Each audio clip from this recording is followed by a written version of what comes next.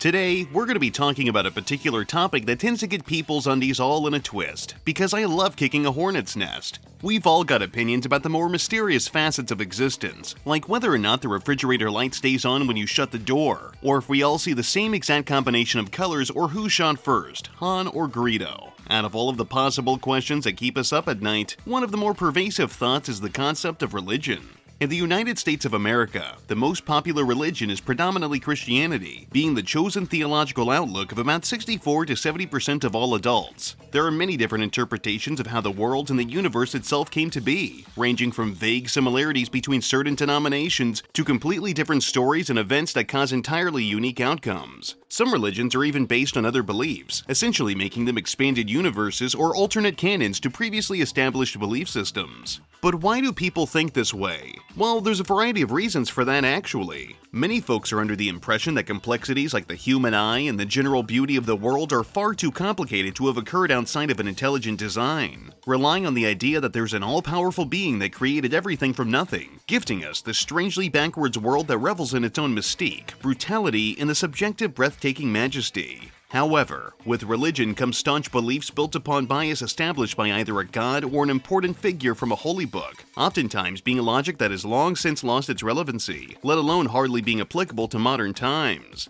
War, famine, death, human rights violations, cultural tension, all kinds of negative things have transpired because of people that have taken religion and used it to justify harming others. If there's a way that an idea can be taken, perverted to such an egregious extent, and made consumable to the masses, you can rest easy knowing that it'll be abused to line the pockets of unscrupulous people. These types aren't afraid to lead a flock of confused individuals into a dangerous situation where they'll get burned, and their newfound religious director or leader will walk away unscathed, and usually noticeably more wealthy. There are others, however, that lack a belief in a god or gods. They don't believe in the standard status quo that has been established by most sizable religions. They instead focus their interests on things that can be observed or repeated. They'd rather find the meaning, or perhaps the lack thereof, to life in the actual function of things, rather than their ideas being centered around making their feelings being acknowledged and jumping to some kind of conclusion. They want to be able to explain why things are the way they are as simply as possible. Or, well, that's what they say anyway. It can be argued that these people require just as much faith in their research as religious folks do for their respective deities, but that's entirely up to interpretation. It comes down to an argument as to whether or not it's safer to see what you believe or if it's better to have it the other way around. The two sides have spent many years trying to disprove each other. One side uses their holy book and dubious happenings as evidence for their faith, while the other side tries to explain things they've found with estimations through repeated research and inductive reasoning. Mostly. Neither side has ever truly demolished the other, oftentimes declaring victory over their rival because they felt they argued their points better. It really does just come down to how somebody interprets their battle of rhetoric. It was only a matter of time before someone from one side would try to integrate ideas from the opposition. It's not unreasonable to suspect that perhaps the answer would land somewhere in the middle, that maybe there was some kind of absolute truth lying between the slew of different interpretations of reality. Now, granted, there's no conceivable way that two religions could perfectly line up and get along, especially considering the latter requires them to not declare a holy war on each other. So instead, the popular religion in the United States has chosen faith to tackle their curious and mysterious nature of scientific research. One man stood among many to proclaim his belief that not only were the theories of evolution and abiogenesis works of fiction that were put together by Satan himself and perhaps the naive and directionless scientists that have been fooled by him, but so are cosmology, astrophysics, paleontology, geology, and geophysics. Oh, and some other fields that I'm probably forgetting. Instead of carefully and adequately explaining why those fields of science are incorrect, he supplements with his flimsy arguments with literalistic interpretations of the Bible, believing that every single sentence is absolutely factual, and that it's the cover-to-cover objective truth about the one true God.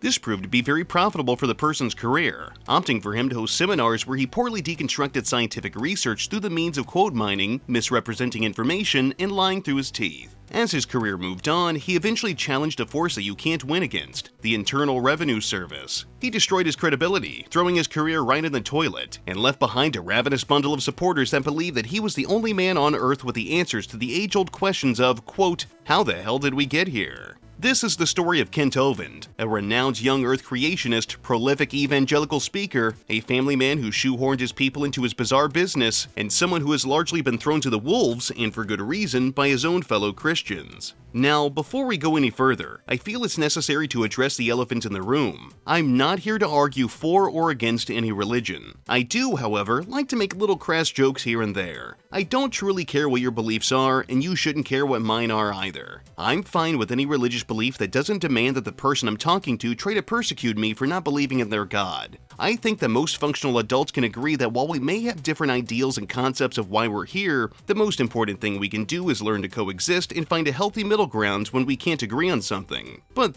that's just not gonna happen. I'm not much of a faith-driven person myself, though I used to be. I've seen a good chunk of Kent Hovind seminars due to my youth, so I have a touch of experience in understanding just how backwards his beliefs are. And I personally find that you can be a Christian and a good person and even accept some scientific theory as fact. Adding on to this, most Christians do accept a good majority of established research, but people like Kent thrive on misrepresenting information. It's totally okay to not agree with something, but if you're going to argue for an idea, it's best to understand your opposition's beliefs and claims if your goal is to debunk them. Kent routinely fails to provide any tangible evidence for his claims and is generally perceived as someone who shouldn't be trusted, a con man with a history of lying, deceiving, and thieving. I'm hoping that if you're watching this video and you believe in a God, that you'll come to understand why Kent Hovind is not somebody who should be trusted to teach you about, well, anything really. I'm not looking to shake your faith or change the trajectory of your life, but it's important to be able to spot a snake oil salesman when he tries to pull a fast one on you. The unfortunate truth is that a lot of people out there want to screw each other over, and you have to be prepared to spot it when it happens and be able to call it out when you can. It's also worth mentioning that I am not some kind of scientist or theologian. I am not qualified to break down his arguments and explain the many falsehoods in his statements, but considering that he lacks the credentials or qualifications necessary to be taken seriously in his field, some dolt on the internet like myself is on the same playing field as him, so this is more than fair. Trust me, I'm more than aware that the Dunning-Kruger effect is not on my side here. But with that being said, I think it's finally time we got into this.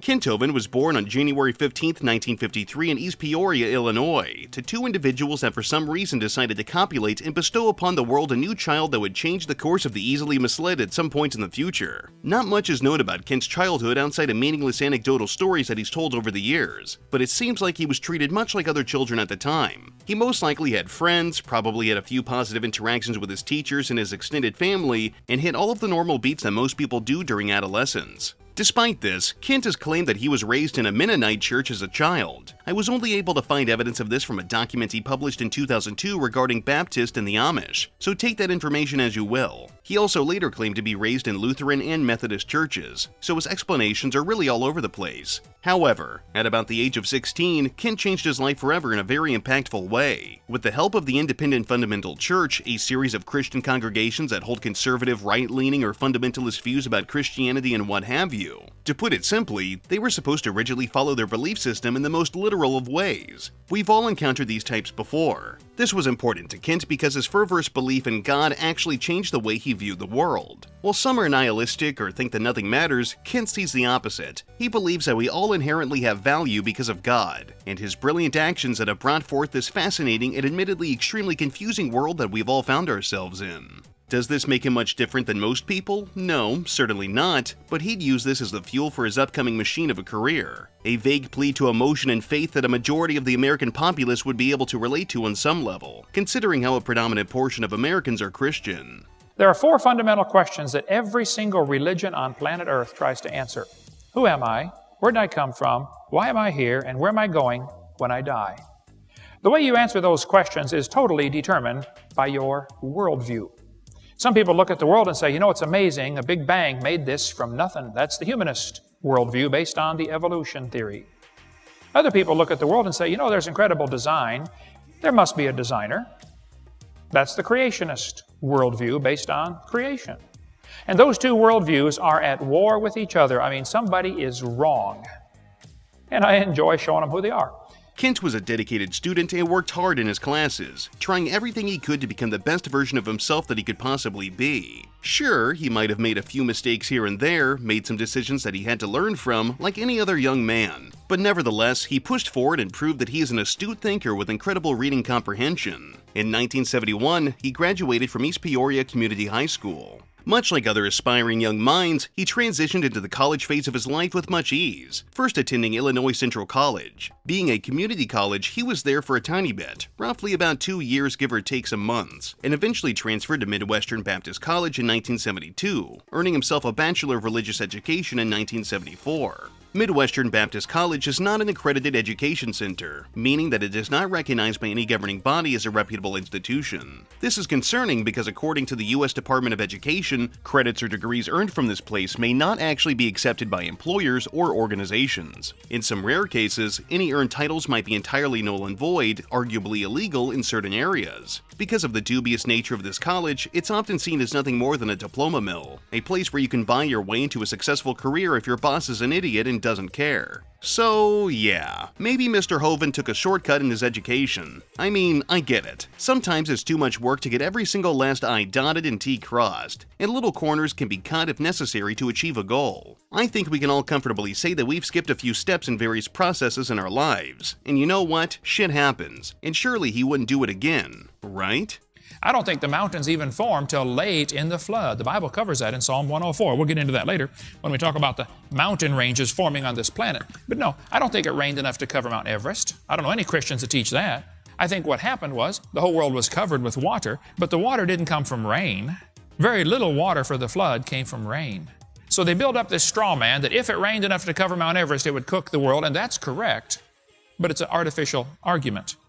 That's not where the water came from. Prior to earning his bachelor's, he married his first wife Jo in 1973, and the two had 3 children between 1977 and 1979. Safe to say that Kent kept his wife very bloated. He must have been hankering to beat up the coochie after waiting that awful, dreadfully long gestation period. A year after marrying his wife, he started working as an assistant pastor at Bethel Baptist Church in Pekin, Illinois. In 1976, the pastor running the operation had resigned and Kent was voted to be his replacement. His first major move as pastor was starting a Christian school, known as the Bethel Baptist Academy. He stuck around for about 2 years and then left in 1978 to go to Bourbonnais, Illinois, where he, quote, continued to minister for the Lord as a teacher. He worked here from 1978 to about 1981. The establishment he worked for was Faith Baptist Academy, which whether or not it's accredited is up for debate according to everything I found online. It's probably safe to assume that it's not. After this, he moved to Longview, Texas. He worked at Longview Christian Academy at Texas Baptist College. He taught both science and math at these establishments, which is concerning because we'll soon be going over why he probably can't be trusted to teach one of those subjects. His tenure at these places ranged from 1981 to 1985, with him moving to Fairfield, California in 1986, becoming an assistant pastor and principal at Calvary Baptist Christian School alongside being a science teacher again. Something to keep in mind is that this place is known for having remarkably low student counts, with them never having more than 150 students at their peak. This establishment was remarkably small, and there's probably a really good reason for that. In 1988, Hovind was receiving an education through correspondence with an unaccredited Christian education center known as Patriot Bible University. This university is widely known as a dubious diploma mill, willing to print out fraudulent degrees for the right price. Again, this isn't necessarily illegal, but it probably should be. Through this totally legit institution, Hovind earned a master's degree in Christian education, but he didn't stop there, as he also earned a doctorate in the same subject. This is why he demands to be called a doctor to this very day. You'll soon see why nobody should ever flatter him by referring to him by his phony formality. It's been widely reported that the university sells their diplomas for a very reasonable price. A 2014 price listing on their website showed that with a few spare grand, you too could get just about any credential they offered. Pretty scary that somebody with a little extra scratch could come by and get a diploma for doing absolutely nothing other than forking the cash over. Kent also claimed to have worked at East Hill Christian School in Pensacola, Florida, starting in 1989, but the exact duration of his time there isn't exactly known. His followers and critics alike have yet to get a succinct timeline for Mr. Hovind, but I digress. During that time, his wife Jo attended the then unaccredited Pensacola Christian College, where she earned a bachelor's degree in music and later a master's in music and sacred music. I'm sure that went about as far as you can throw her. 1989 was a major year for Hovind because he took a vow of poverty. He did this so he could commit all of his finances and resources into spreading the good word about the good Lord and the many things he's done since the dawn of everything. Kent refers to this moment as the birth of creation science evangelism. As such, Hovind would begin to travel the country and present sermons to anybody who was willing to listen. Schools, churches, convention halls, any place he could possibly try to rally people and talk about their God.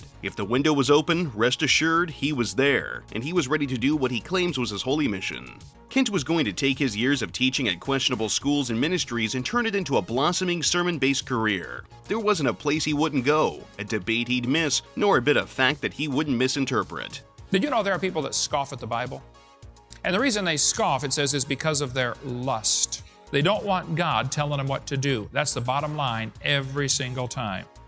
I've never seen an exception to that. After doing over 90 debates at universities and about 7,000 radio and TV call-in talk shows, I'm convinced the only reason people scoff at the Scriptures is because of their lust. There's no scientific reason to reject the Bible, and there's no scientific reason to accept evolution.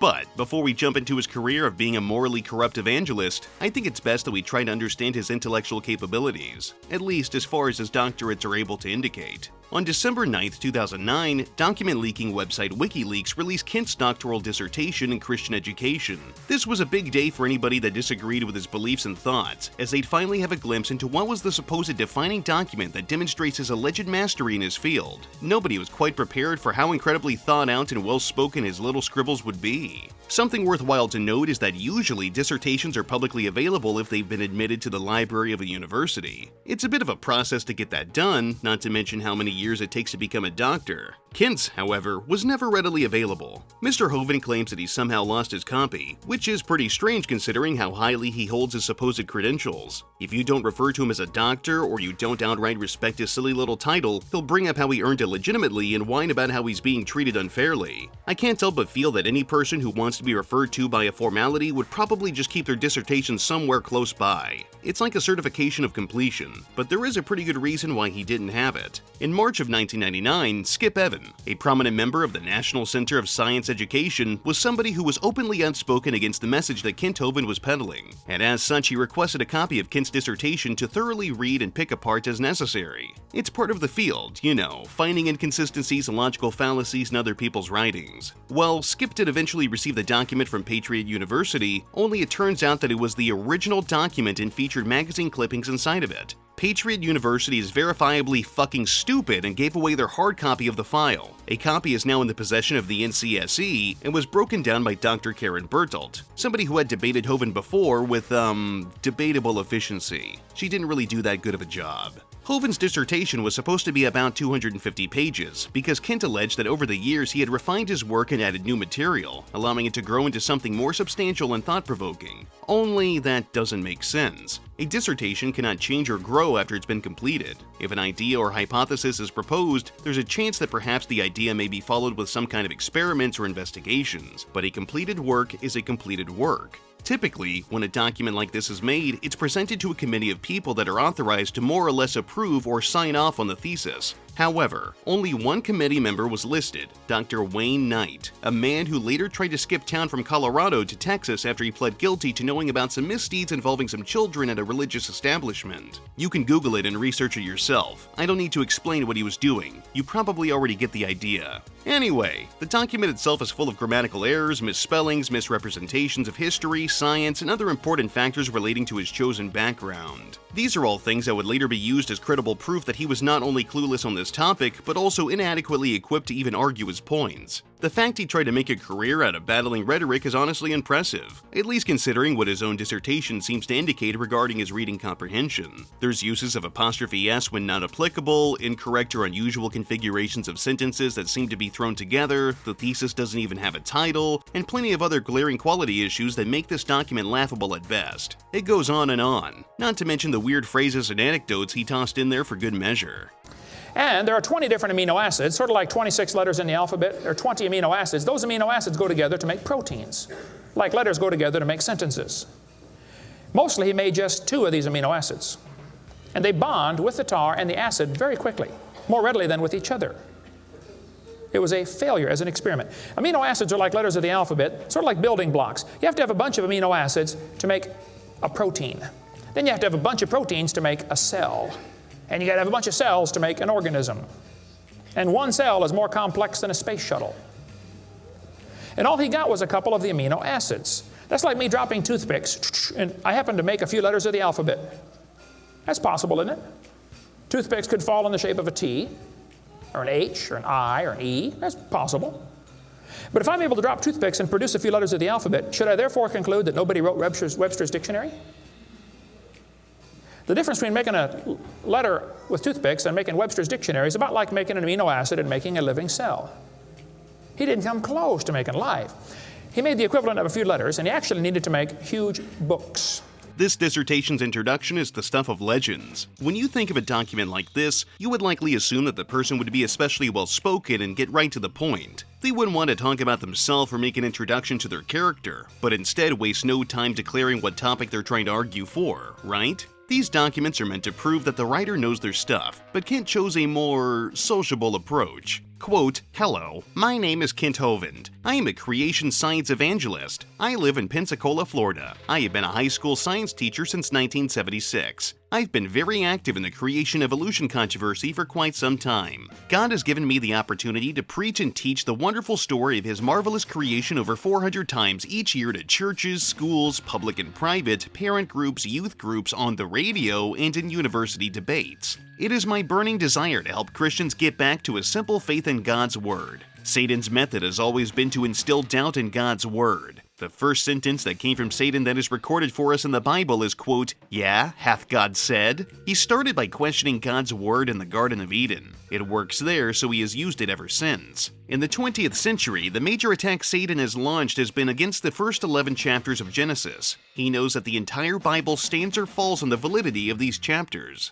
I believe that the Bible is the infallible, inerrant, inspired, perfect Word of God. I believe that the Bible needs to be read and believed as it stands. Christians are often guilty of neglecting or twisting the Bible to fit their lifestyle or their preconceived ideas. Do you see the issue here? I have no qualms about him believing in God and whatnot. That doesn't matter to me. The issue with this is that it shows a lack of understanding of the purpose of the document. Instead of writing a detailed introduction that outlines what he wants to talk about without making it about him or his emotions, he chose to make it out like it's a high school essay. If a person is reading your dissertation, there's a pretty good chance they already have an idea of who you are, because they specifically opened your file. Your history, feelings, and emotions aren't something that you need to use to prove that you know your points well. Someone in his position would likely want to focus on adequately conveying and arguing for his stance. Convincing and viable evidence is just as important as thoughtful presentation. Almost any time you try to argue for something based on feeling or opinion, it becomes an argument of emotion. It's best to let your presented evidence speak for itself. You have to make it concise and understandable, not relatable.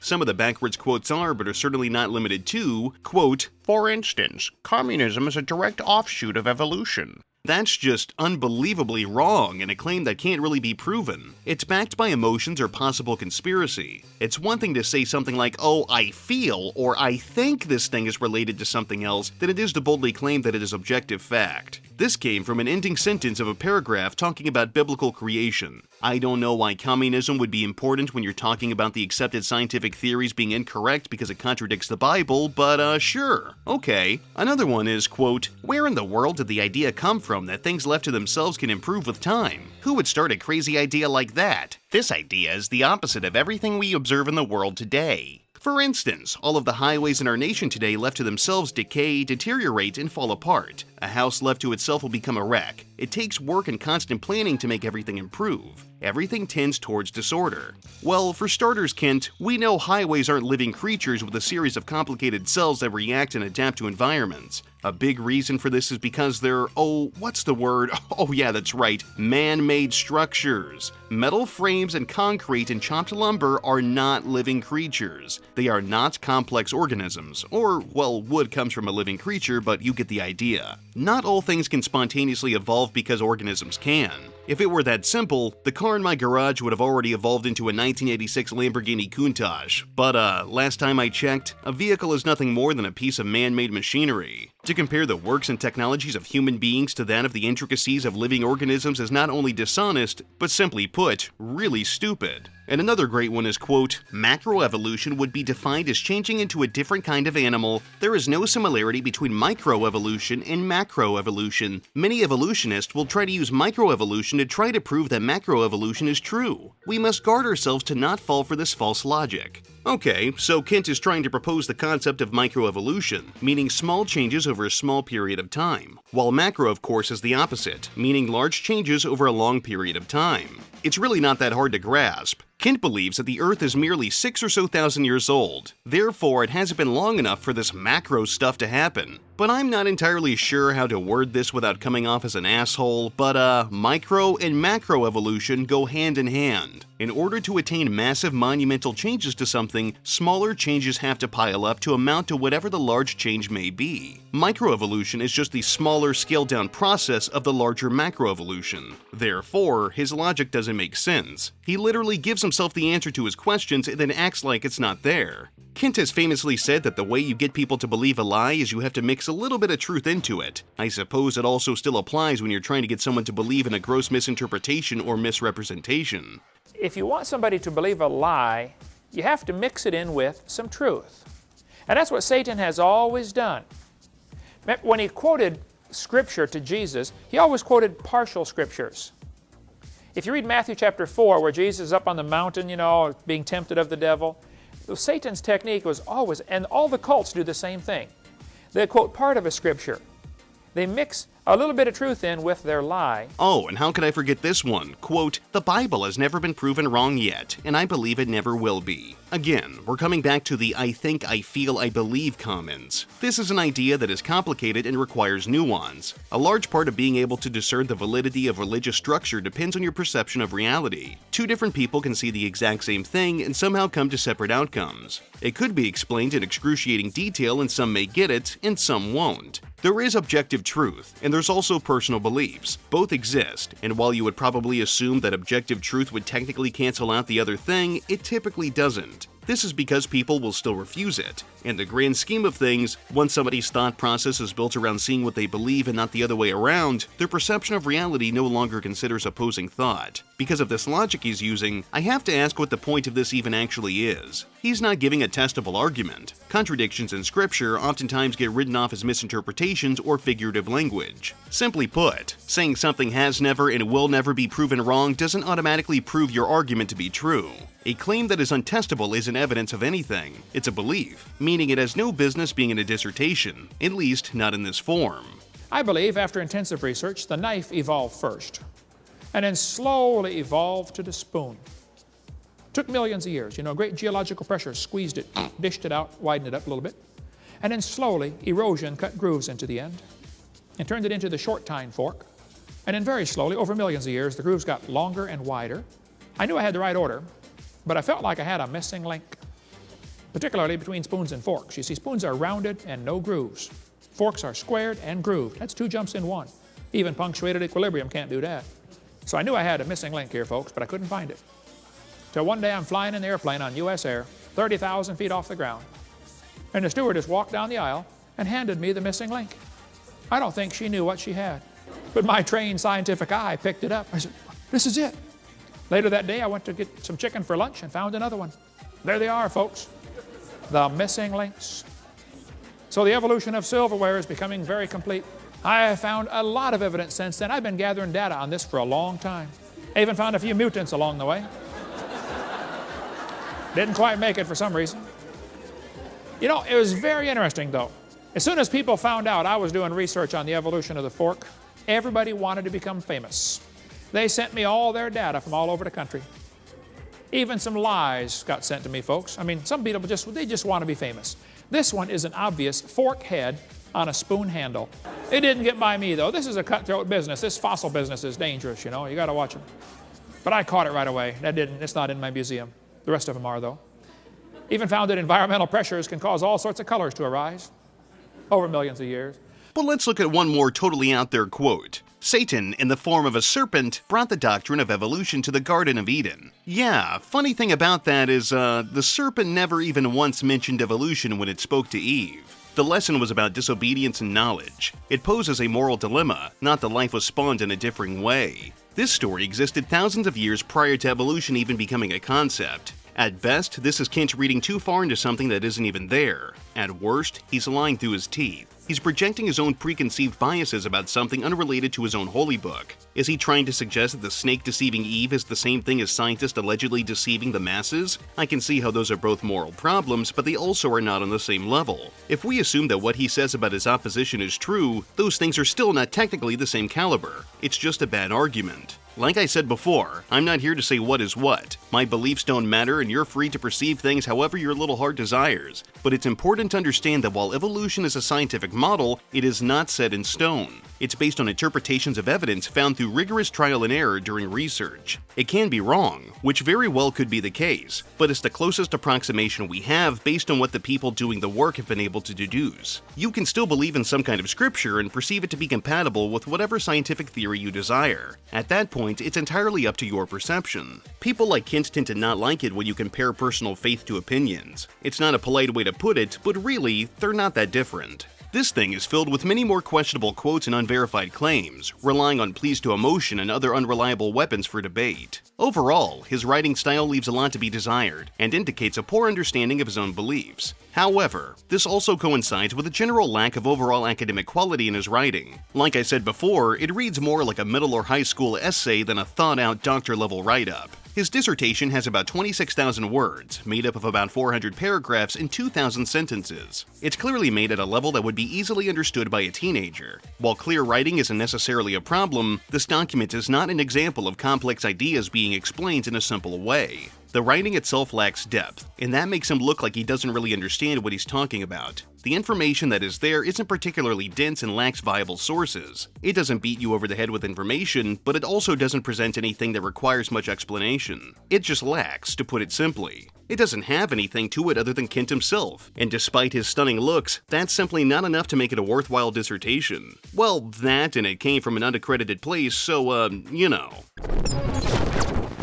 Kent treats his dissertation as absolute factual proof that he is stunningly brilliant, and his degrees from that totally legitimate diploma mill in bumfuck nowhere has some merit. He pretty much demands that he be treated with the respect of a doctor. Most people who have a PhD or an MD probably prefer to be called by their formal title when it's necessary, but they're not going to demand that every single time they're spoken to that they get their balls sucked either. Kent, for example, has made sure to list himself as Dr. Kent Hovind in the old Pensacola phone book. Meanwhile, most functional doctors don't even bother putting that because their credentials only matter for their work, not their personal life. If somebody, during a debate or argument, takes the low route and comes for his title, which I suppose it's probably not low, but you get the idea, he tends to get personally offended. Anybody who's secure in something that they've worked on or what they personally believe is not going to get bent out of shape over a personal attack. It should not throw them off. It's also worth noting that Kent has used his history of teaching math and science as an important part of his credentials, like it's the backbone of his entire career outside of God, of course. The problem with him bringing up that he taught these things is that he fails to mention that he taught subjects at 3 private Christian schools and operated in churches, which, by the way, he founded one of them. If you try searching for his teaching record online, you won't find jack squat. So a man that has no reputable, let alone verifiable credentials has made a living teaching his own interpretation of evolution, which for some reason has led to him convincing himself that he understands the topic better than the people who actually work in the field. You know, people that actually take the job seriously and provide resources and evidence and participate in experiments to better understand the world around them. I looked up and down, and I can verify that there is absolutely no record of Hovind ever participating in a valid study about the world in any capacity. Trust me, I left no stone unturned, and I didn't find a damn thing. If Kent does something right, damn sure I want to put it in this video.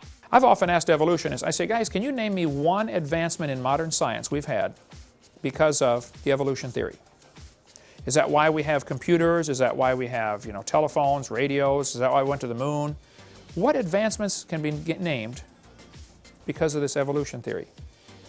They've never given an answer. There is nothing. The theory is useless.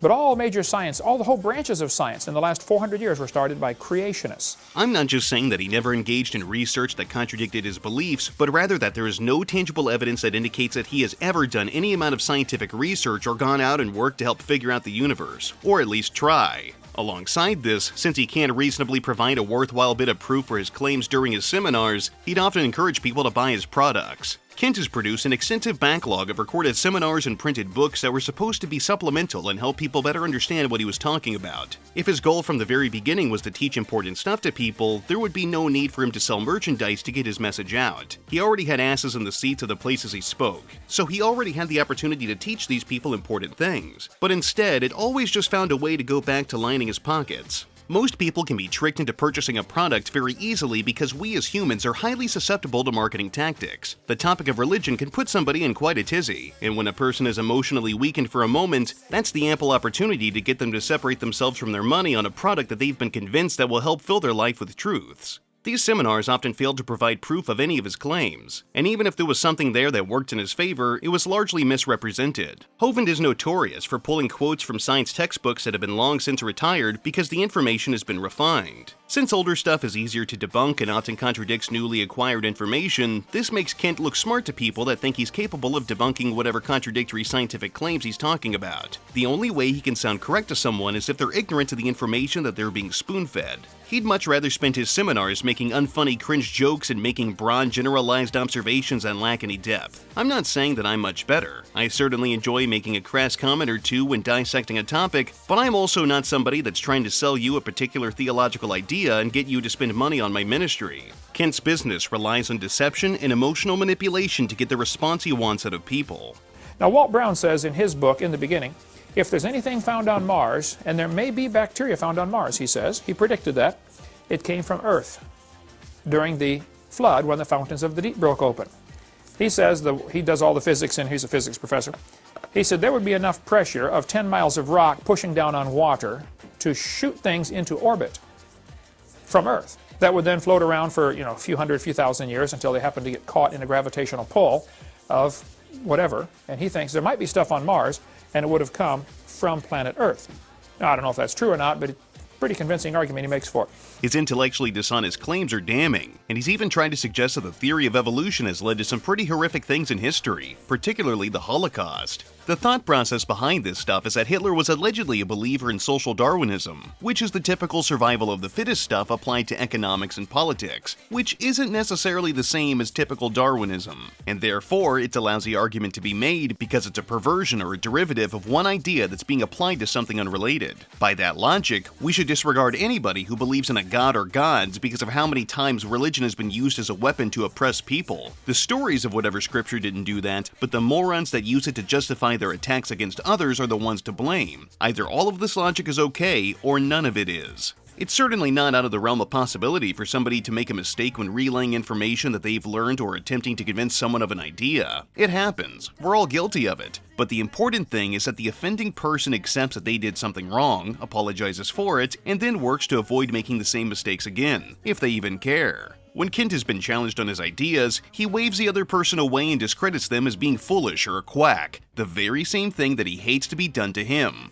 Being smug is not an adequate replacement for humility. Many other Christian fundamentalists like Ken Ham, Jonathan Sarfati, and Carl Wieland have come forward and expressed an obvious distrust of what Kent says. While they may be on the same side, believing that the world is 6,000 or so years old and that the Christian God made everything, they also recognize that he's not somebody that does a good job of representing their ideas. A post on creation.com by those lovely men I just mentioned a moment ago went out of its way to say that Kent is very bad at arguing his points, oftentimes being seen as an unreliable narrator. The post talks about Kent's failure to utilize rhetoric, stating, quote, "When an attempted critique of this article appeared on Kent Hovind's website, we were somewhat surprised and disappointed to note that it frequently and significantly misrepresents and/or misunderstands the statements and positions made in our carefully researched document. In the interest of maintaining Christian and creationist integrity, we believed we had to respond to Kent Hovind's critique, albeit with a heavy heart, particularly because of the mistakes in facts and logic which do the creationist cause no good." They weren't trying to say that he was a liar or that his inadequacy meant that their faith was wrong, but that it was necessary for them to correct him because he'd been doing a poor job at representing creationism. So let's go ahead and accept Kent's claims of being a doctor as absolute truth. Now, when I think of a doctor, I think of somebody who's well-versed in their chosen fields and provides relevant and substantial information for it. Kent, being a man that prides himself on allegedly teaching courses on science and math, has made some really unusual claims about things that don't take too much logic to figure out. For example, if I told you that it's possible to take a single drop of water, just a little tiny thing, if you're careful, you'd be able to spread it evenly across the surface of the planet if you did it just thin enough. You'd probably accuse me of being a bad liar because that doesn't make any friggin' sense. YouTuber and chemist Thunderfoot has made many videos over the years that have debunked bold claims by both creationists and bullshit scientists alike. Now, he's said and done some things in his time, as he's gotten involved in many pointless dramas, but he does know his way around many different fields of science, and has challenged Hovind on the many bizarre things that he has said. Remember that goofy idea I just said to you? The thing about the thin water molecule? That was something Kent himself said. Quote, "One drop of water will cover the world if you spread it real thin." If you smoothed out the Earth, the oceans right now would be 12,000 feet deep. Oceans average 12,000 feet deep. But if you smoothed out the Earth, they would average 8,000 feet deep everywhere. There's plenty of water on the Earth to cover the planet. Technically, one drop of water would cover the planet if you spread it real thin. I mean, real thin. The Earth's surface area, give or take, is about 500 million kilometers squared, and a water molecule is about 10 angstroms squared. In order to calculate this, the surface area of the planet must be divided by the water molecule. This math eventually gets us to our actual requirement of 150,000 tons of water. Now, it certainly goes without saying that I am not intelligent nor skilled enough to be able to do such calculations or research on this stuff, but it doesn't take a genius to figure out that Kent's arguments are so laughably stupid that they shouldn't be taken seriously. Kent's nickname Dr. Dino comes from his many claims about the ancient lizards that used to stomp around and eat each other and leave behind gigantic piles of reptile shit everywhere. Kent believes that dinosaurs and man coexisted around the time of the Great Flood. If dinosaurs as we understand them existed among man and whatever small creatures God had put on the earth, it's within reason that these large animals would likely not have a healthy relationship with humans. You know, they'd probably be pretty aggressive. Dinosaurs do not appear in the Holy Bible. I've looked around in search of evidence for this, and most people that seem to think that dinosaurs were walking around in biblical times think that various creatures from Scripture are also just references to dinosaurs, like the behemoth or leviathan. Kent, however, just thinks that dinosaurs were nothing more than massive reptiles. For example, he believes that the Leviathan in Job 31 is a fire-breathing dinosaur, that Noah brought baby dinos on his ark, and has cited the discovery of soft tissue in dinosaur fossils to be an indication that they can't be millions of years old. Kent himself has never gone and dug up real bones and has never worked with other esteemed scientists to research and better understand what they're working with, instead taking something we know is objectively real, like the existence of dinosaurs or at least their fossils, and he opts to fill the gaps with his own stories. Not estimations or detailed explanations as to what might have happened, but stories or fables, human interpretations of an event that are given narrative and spiritual significance. Truly living up to his name, he's also convinced that dinosaurs are still among us in some form. Plesiosaurs in particular are his favorite ones, as he has promoted the idea that the Zuiomaru carcass was the corpse of an ancient reptile, though research indicated by amino acids in the corpse meant that it was the carcass of a basking shark, because as they decompose, they often lose a large part of their lower head area, which makes them resemble a plesiosaur. And so many dinosaur books that you can go to any library and pick up dinosaur books, and you will see plesiosaurs and basilosaurs and pterodactyls listed in books of dinosaurs. I think that would be a classic example of straining at a gnat and swallowing a camel. If you want to say that my definition of a plesiosaur really should be a marine reptile instead of a dinosaur, ask any kid in any school, show them a plesiosaur, say, what is it? Oh, a swimming dinosaur. I mean, so what? If it's a marine reptile, the point is, it's a plesiosaur. And if that bothers you, I'm sorry. I'll try not to call it a dinosaur, though it's listed in most books of dinosaurs all across the world. I don't think it's a major point at all. Oh, and who can forget that he said that Nessie, the Loch Ness Monster, is real and is a sign that dinosaurs are among us, and so many other truly outlandish stories. Considering the technology that we have today, alongside all of the stuff that we've had for the last few decades, I feel like we probably would have already found Nessie and killed the shit out of it. That's typically what humans do. We discover, we conquer, we vivisect, and then we do it all again. Hell, another dinosaur in our midst in his eyes is the Jackson's chameleon, as he's pushed the idea that the Triceratops was a much stronger and more grown version of the creature. Never mind the fact that dinosaurs and the reptiles of today have many glaring differences, Kent just wants things to make storybook sense. But truly, the most prolific of Hovind's dinosaur stories is that of the Dinosaur Adventureland in Pensacola, Florida. If there's one thing that'll catch the attention of the youngins, it's an exciting thrill ride of an amusement park. Kent, being someone who loves kids and wants to spread the good word of the good Lord, decided to dip his toes into the fantastical world of edutainment. Kent didn't work with the local authorities by getting the necessary permits to build his venue. All he had to do, at least initially, was pay a $50 building permit. That's it. That simple, $50 to get the ball rolling properly and to make things go smoothly. Kent, however, took that vow of poverty and didn't want to spend money on his pilgrimage, even though he said he would for God. On September 13, 2002, Kent was charged with failing to meet zoning regulations. He was held in contempt of court and the property was sealed away from the public. Kent pled no contest and was ordered to pay the adequate fines. From everything I could find online, Kent was ordered to pay the permit and fines, which totaled $10,402.64. All of that could have been avoided if he had just paid for the building permit. By June of 2006, Kent estimated that he had spent $40,000 on this case alone. All of that over $50. Kent tried to frame this as the government trying to oppress people for being Christians or whatever, but this just scratches the surface of Kent's years of fraud. While most rational people can pick up on the stench of bullshit from Kent's stories, it wouldn't be long before he would unwittingly prove himself to be a huckster.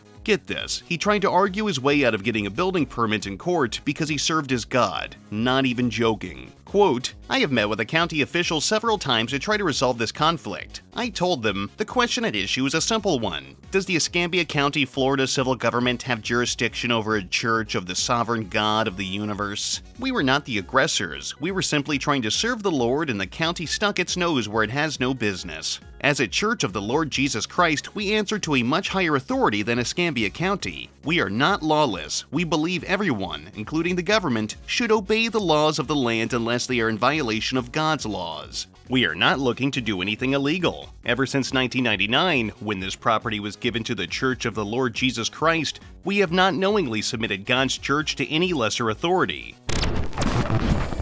Kent, like many other people that believe in divine creation, is under the impression that the earth flooded thousands of years ago. It's entirely possible that perhaps there was a flood, but it's worth mentioning that the story of Noah has appeared in many forms over the years. This doesn't just include the Bible, but the Epic of Gilgamesh and plenty of other things, all of which were written quite a bit before. Either way, this is a hot topic of discussion for people that like to talk about theology. But if you weren't able to tell, this world event is largely up to interpretation. In fact, would it surprise you to learn that Mr. Hovind has his own skewed interpretation of it? Now, I'm not going to lie to you and say that it's well thought out and makes complete sense, but I will at least say that it is creative. He certainly has quite an interesting imagination, does he not? I suppose it shouldn't be surprising that Kent has a bunch of silly things to say when he's the same person who claimed that biblical contradictions exist to weed out non-believers. If I was God, I would write the book in such a way that those who don't want to believe in me anyway would think they found something. Aha, here's why I don't believe. And then they could, go on with their own life because they don't want to believe God anyway. So I would put things in there that would appear without digging to be contradictions. Once again, I need to preface that it's extremely difficult to understand what might have happened before recorded history, and anything you may hear is built on speculation based on what has already been found and thoroughly researched. What we understand today most likely is not accurate, but it's the closest approximation we have currently. Anyway, I'm getting sidetracked, I'm sorry. Kent has proposed a laughable scientific idea that he refers to as the Hovind theory. It's essentially supposed to explain why certain planets have rings and how the Earth got its north and south poles. It's also supposed to explain how the Great Flood of Noah even happened. If you're thinking to yourself, wow, those three things don't even sound like they would go together, it's probably because you're right. So this theory goes like this. A negative 300 degrees Fahrenheit meteor was on its way to Earth and broke apart during its approach to our planet. Some of these fragments crashed into the Earth and formed the north and south poles respectively, while other chunks were captured by the gravitational pull of other planets, creating the beautiful rings we've seen wrapped around certain floaters in the cold depths of space. The impacts from these meteor pieces broke down the crust of the planet, going directly through the firmament, which some religious folks claim was a protective dome that housed the stars and was made out of ice or crystal, and released deep, cold fountains of water which created a whirlwind of freezing temperatures and an eventual ice age. I'm pretty sure that would have been mentioned in the Bible, at least the whole freezing part, but whatever. This all eventually subsided, and the plates of the Earth's crust were just moving around and shifting, draining water and distributing it to different specific areas of the Earth. Large bodies of ice melted away, leaving behind the oceans and lakes and what have you. And the atmospheric radiation caused from this is why humans live shorter lives than they supposedly did during the times of the Bible. Now, I'm no scientist, and Mr. Hovind certainly isn't either, but I've got some questions. Wouldn't the impact have generated an immense amount of heat? We're talking about both the transport of the meteor as it's barreling through our solar system and the eventual impact of the chunks of rock that hit our planet. Space is cold, but it's improbable that a cold object would move through space at such a speed without heating up or melting or turning into vapor. You know, especially once it gets pulled into our atmosphere. This definitely is not my expertise, so I certainly could be wrong. Also, wouldn't the impact have caused some absolutely catastrophic damage? If we're talking about an impact or two that has enough force to rupture the outer shell of the planet, wouldn't that totally vaporize this spinning ball? Something that large at that velocity would surely do a lot more than just trigger some pseudoscience ice age. Next, from what I've been able to find, the rings around planets seem to be formed on their own. For example, Saturn's rings likely came from debris or something that shattered literally billions of years ago, or at least however long it's been since the dawn of time. Obviously, this is not something that has happened recently enough that we can observe the rings being formed. Also, how the hell could a series of pieces of a meteor create rings around distant planets like Saturn, which is nearly 1 billion miles away, approximately 886 million miles on average depending on its current position? As for the whole firmament thing and the deep fountains and all of that neat stuff, the firmament is nothing more than a dated cosmological concept. There is no geological evidence of there ever being some kind of dome or solid protective layer that separated our atmosphere from the rest of the universe. On top of this, I couldn't find any evidence of there being a global rupture of the Earth's surface that led to subterranean water spraying to the surface and causing things to freeze. And you know, while we're at it, the Earth's poles were defined by its rotational axis, not impacts. There is nothing there to indicate that something collided with the planet, at least from what we can tell right now. This place is full of history and secrets that we may never truly understand. If we're going to assume that the Earth was immediately flash frozen, then we would not find frozen animals, like mammoths, that indicate gradual freezing of the body rather than an immediate force of cold stasis. The other stuff, like the shortening of human lifespans and the forming of oceans, is also just total nonsense. The more time I spend trying to pick apart his beliefs, the more my head hurts, and my poor little heathen brain just can't handle any more of it. To put all of this in a simple form, if Kent Hovind believes that the Bible is the cover-to-cover truth of the world, then it likely would have mentioned a great freezing event because of a space-bound impact, but you know, whatever. It's okay. Kent's theory is nothing more than a bunch of pseudoscience that was crammed into his views of theology. Kent was quite proud of his supposed prowess in the field of science, and he also liked to flaunt how much money he had laying around, which, let's be real, is quite concerning for a cleargyman to have on hand, is it not? Anyway, Kent proposed a $250,000 payout to any person that could successfully provide empirical evidence for evolution. A bold claim to say the least. The challenge relies on an impossible bit of logic. It was supposed to be judged by an anonymous group of people that were chosen by Kent. Having judges makes a challenge's offer impossible to enforce since it's based on the opinion of the judges, meaning they could shoot down any evidence provided as unsatisfactory and the payout would never have to be given. Kent made it known that it was imperative to prove that evolution is the only way life could form. There's so much that we do understand about this world, and even more that we've yet to decipher, if we'll even get around to doing that. An unfalsifiable hypothesis is not just dishonest, but also malicious. He knew from the very beginning that his argument sucked. Let's see, the supercomputer is huge, it is slow, it is very inefficient, it is power hungry, and it had to be designed. We all know that, right? But did they turn around, look at the honeybee, and say, well, that happened by chance? Kent's explanations about the offer were flimsy, to say the least, and he made sure to list out a bunch of specific parameters that must be met in order for the participants to potentially receive this massive slump of change. When I use the word evolution, I'm not referring to the minor variations found in all the various life forms, microevolution. I am referring to the general theory of evolution, which believes these 5 major events took place without God. Time, space, and matter came into existence by themselves. Planets and stars formed from space dust. Matter created life by itself. Early life forms learned to reproduce themselves. Major changes occurred between these diverse life forms. Fish changed to amphibians, amphibians changed to reptiles, and reptiles changed to birds or mammals. So yeah, first off, his standard for proof is impossible. The challenge requires events for these things to have occurred without God. Science does not typically attempt to prove or disprove the existence of a God. It just operates under methodological naturalism, meaning people seek out natural explanations for observable phenomena. The without God angle is just a philosophical problem, not a scientific one. His individual points don't exactly apply to evolution. The first one, about space and time, is about cosmology and physics, not abiogenesis. The second one, talking about the planets and stars forming from space dust, is astronomy and astrophysics, which again does not have a damn thing to do with life forming from non-living materials. Point 3 at least is about abiogenesis and chemistry, so it's kind of on the money, but the last two are about molecular and evolutionary biology. Kent routinely misrepresents any bit of scientific fact he tries to propose. Regardless if it's true or not, the purpose of the theory is to understand how life has diversified after its origin. Abiogenesis, however, talks about how the world might have formed. The two can work hand in hand, but they are not inherently the same thing. If Kent truly understands this topic like he claims he does, then he'd know that his arguments here are total nonsense. I'm trying to be a touch more delicate when talking about his beliefs because the topic itself is something that's volatile enough to get people upset. Kent has always come off as someone who knows that he's obfuscating information. And before we move on, I hate to be one of those guys on the internet that brings up logical fallacies, but it's important here given the topic. Kent should probably make an effort to not fall into these damning rhetorical holes if he's gonna LARP as a mass debater. Kent is known for committing the Gish-Gallop fallacy, meaning that he attempts to bombard his opposition with a staggering amount of claims that make it difficult to address all of his points. Even if you manage to pick apart one thing, you've still got several other nonsensical angles to attack, and that can make your argument weaker because you have to spend a sizable amount of time refuting irrelevant points. As you'd likely expect, many people have tried to tackle this bogus challenge, and it provided evidence that should be enough for consideration by Mr. Hovind and his gaggle of supposed judges, but he's never addressed anything presented to him, at least from what I can find, and has, surprise surprise, yet to pay anybody for their research. After his legal troubles that we're about to talk about, Kent has made an effort to stay mum on the topic of money so as to prevent people from getting upset about him not keeping his ends of the deal. But I mean, respectfully, did anybody actually expect him to follow through with this? The biggest issue with Kent's seemingly intentional misunderstanding of science is that he refuses to understand the nuance of certain fields. Some things seem odd from the outside and require close examination and an understanding of explanations to grasp what's going on.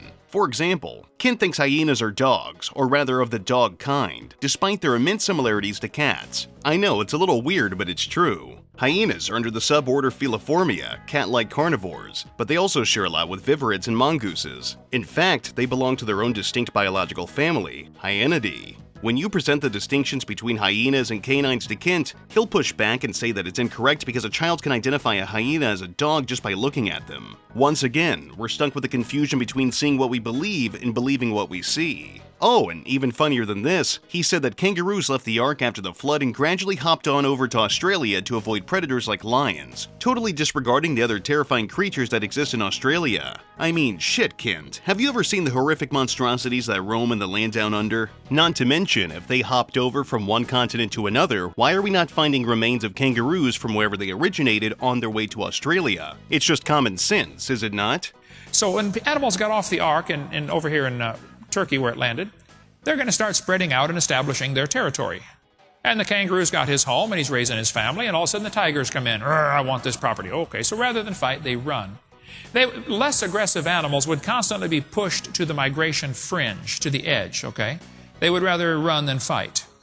And they ended up, over generations, over maybe, who knows, 100 years or so, they keep spreading out, and those that don't run get killed, and they end up in Australia down here.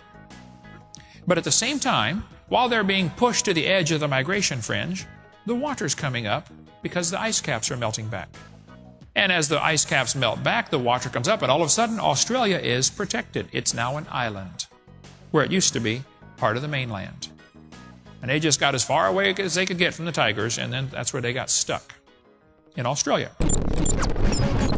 Mr. Hovind, much like many other strong masculine figures in human history, operates as the patriarch of his family. He's raised so many youngsters to follow in his footsteps, particularly Eric, who valiantly carried his father's business when things became too complicated to easily manage years later. To better understand how Kent was able to get his family to follow him blindly into the world of gospel preaching, we need to run back the clock and examine a key point during one of his presentations where he talked about disobedience. You see, Kent doesn't take disrespect from children, and sometimes kids can be a touch emotional. The trigger for their emotional response is important, and it is equally important to understand why the child might be acting a certain way. So you can be better equipped to deal with the situation in a timely, professional manner. Kent explained that his child was sorta causing a problem at the dentist because he didn't want to have his mouth messed with. To be fair, the dentist office isn't exactly the most pleasant place to be, even if their job is to help you. Instead of working with his son to properly overcome his fear, Kent opted to use some force to get his kid in line. Let's take a listen to his retelling of this tale, shall we?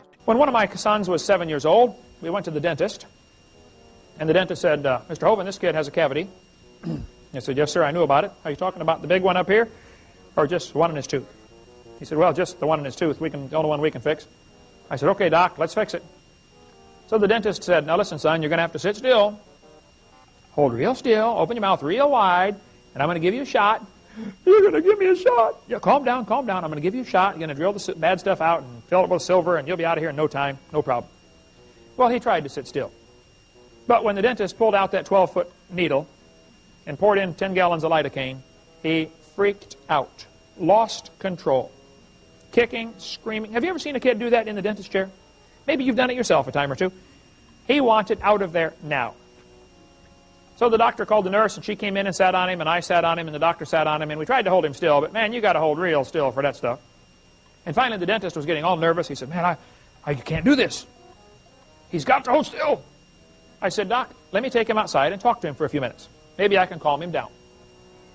We went out to the van, sat in the back seat of the old Chevy van. I said, son, I love you very much. He said, I know, Daddy. I said, son, I told you to sit still. You did not sit still. What happens when you disobey, Daddy? He said, you get a spanking. I said, that's correct. Bend over.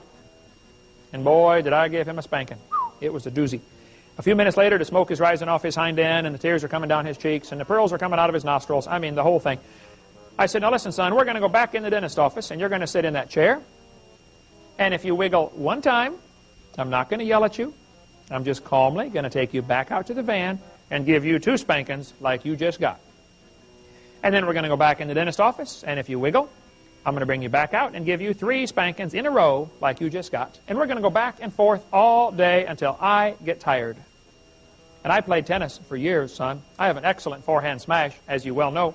You heard it here, folks. If your kid is terrified of a drill being pushed into their teeth with all of the scary drilling and grinding sounds and overstimulating vibrations, you just gotta beat the shit out of them. Even better if you can make everyone in the place aware that you smacked your little shit around. Physically abuse and publicly embarrass the little fucker. I can only assume that it's the most biblical way to deal with an unruly child. And I'm totally sure that Eric did not hold that tightly in his heart. Kent has giggled and fondly reminisced about his excessive ways of dealing with unruly children many times over the years. And while I'm not advocating for just talking up kids and trying to help them with their delicate feelings instead of instilling them with the cold hard facts of growing up, I do think that there is a time and place for punishment. He could have handled the situation at the dentist a lot better. And if I had to take an educated guess, beatings ran the gambit in his household and likely forced his loved one's allegiance through domination. Kent's somebody who doesn't really spend a lot of time on anything that doesn't specifically serve him or his interpretation of God. I mean, hey, I'm not judging. I also hold my dollars quite close. I get it. Remember how I mentioned earlier that he took a supposed vow of poverty? Well, Kent has used this as his reasoning to not pay taxes on his properties, including his ministry, Creation Science Evangelism, and Dinosaur Adventureland respectively. This followed a handful of charges stacking up against him. In the late 80s to mid-90s, Hovind openly spoke against taxation, believing it to be unjust and seeing it as theft. I'm not here to argue that point. I don't like paying taxes either, but I'm also scared of my spooky, oppressive government that demands that they use my money to give it to their evil criminal friends. Hovind had spent a few years purposefully underreporting and eventually outright avoiding his taxes. In 1996, he was reported to the Internal Revenue Service by the Senior Vice President of Pensacola Christian College, Rebecca Horton. She had discovered his scheme to defraud the government and felt obligated to say something. The government did what they always do and launched an investigation because cheating on taxes is always way worse than dealing drugs or firing off automatic weapons at a storefront. The feds discovered that Hovind's operations didn't have tax-exempt status or business licenses, as he had used phony documents that were meant to give the appearance that Kent's assets and income belonged to a religious ministry, which meant that they were supposed to be seen as exempt from federal oversight and taxation. These trust documents were purchased from Glenn Stoll, a well-known tax avoidance promoter. He also claimed to be a lawyer despite not having the credentials to do so, which is funny considering Hovind's own history. Kent was arrested and charged with 58 tax-related counts in July of 2006. These charges included willful withholding of federal income taxes and FICA taxes from the wages of his employees, 1 count of endeavoring to obstruct and impede the IRS, and 45 counts of structuring to avoid reporting. Structuring, also known as smurfing, is the process of withdrawing or depositing money to banks under the bracket of $10,000, the amount of money that is supposed to be reported to the government. It was reported that between July 2001 and August 2002, the Hovind family made about 45 separate cash withdrawals from AM South Bank, the first series being $9,500 and the latter ones being just a bit more at $9,600. It was clear to anybody on the outside looking in that this was done deliberately to stay below the $10,000 limit, preventing the bank from notifying the IRS of the transactions. According to an article on the matter from Religion News blog, Kent tried to feign ignorance as to why the government was in his business. For someone who claimed to be so well-spoken and astute, parading his intellect around like it's a weapon that makes his opposition piss their pants in fear, he certainly lacks situational awareness. Quote, "I still don't understand what I'm being charged for and who is charging me," he said. Kent Hovind, who often calls himself Dr. Dino, has been sparring with the IRS for at least 17 years on his claims that he is employed by God, receives no income, has no expenses, and owns no property. The debtor apparently maintains that as a minister of God, everything he owns belongs to God and that he is not subject to paying taxes to the United States on money he receives for doing God's work. U.S. bankruptcy judge Lewis Killian Jr. wrote when dismissing a claim from Hovind in 1996, "Hovind, an avowed creationist, has widely publicized his standing offer to pay $250,000 to anybody who can provide scientific evidence of evolution. When he's supposed to be dirt poor and doesn't have anything for himself, because of that supposed vow of poverty, maybe he shouldn't have offered to pay that type of cash while he was avoiding his taxes." It's also funny that he claimed that he didn't know what the charges were about when somebody like him, a criminal, would undoubtedly have an attorney that could explain this to him. It's like he wanted people to think that he was stupid on top of everything else. I guess that never stopped people from supporting. Several local news outlets covered this story closely because who didn't want to see the huckster Bible thumper finally get a taste of his own medicine? The Pensacola News-Journal kept a keen eye on everything, reporting, quote, "On the day the IRS searched the Hovind home, Kent Hovind withdrew $70,000 from the Creation Science Evangelism account, half in check, the other in cash." It's like this freaking guy wanted to get caught. He pretended to be oblivious to his own crime, and then he did something stupidly obvious like that? Kent also thought that he could push back against the government by attempting to utilize their own resources against them, like filing phony complaints against the IRS regarding theft and excessive force, alongside false arrest.